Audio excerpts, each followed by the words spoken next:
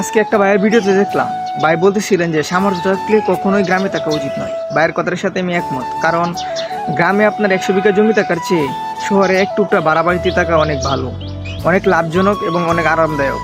কথায় আছে না, অশিক্ষিত মানুষ হঠাৎ করে বড়লোক হয়ে গেলে খুব বিপজ্জনক।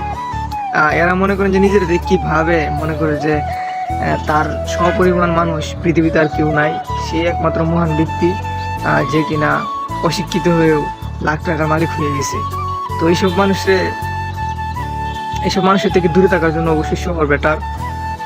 আর তাছাড়া মনে করেন যে গ্রামে থেকে আপনি যদি করেন একটু আপনারা নাম দিব, একটু ধরেন আপনি একটা সিগারেট খান, কেউ যদি বিষয়টা দেখে তাইলে মনে করেন যে বলবো যে ছেলেটা গাঞ্জা খা, মদ খা, ওই টাকা সেই টাকা।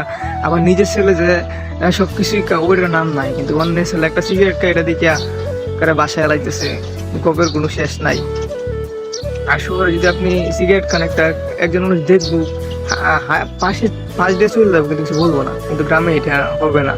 তাছাড়া মনে করেন যে আপনার কোনো একটা বন্ধু যদি কোনো একটা চাকরি পায়, তাহলে তো কথাই নাই যে তমুকের ছেলে সেনাবাহিনী চাকরি করছে, তুই কি পাইলি? তমুকের ছেলে পুলিশ কনস্টেবল হয়েছে, তুই কি করলি? তাছাড়া কোনো বন্ধু যদি বিদেশ যায়, এমুকের ছেলে বিদেশ যায় লাখ লাখ টাকা কামাইতেছে, তুই কি করলি? তো ভাই, আমি কি করলাম না করলাম সেটা আমার ব্যাপার।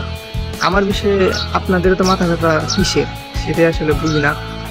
তো এই কারণে বলতেছি, গ্রামে থাকার চেয়ে শহরে অনেক ভালো। এখানে অনেক ভালো আছি, সমালোচনা করার মতো কেউ নাই।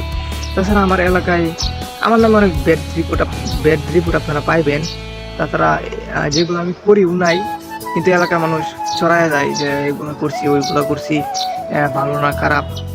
তাছাড়া শুধু আমার বিষয়ে না, আপনি গ্রামের যে কোনো ছেলের বিষয়ে অথবা মেয়ের বিষয়ে আপনি যদি যায় জিগান যে এমুক ছেলেটা অথবা এমুক মেয়েটা কীরকম, আমি গ্যারেন্টি দিয়ে বলতে পারি কেউ ভালো বলবো না।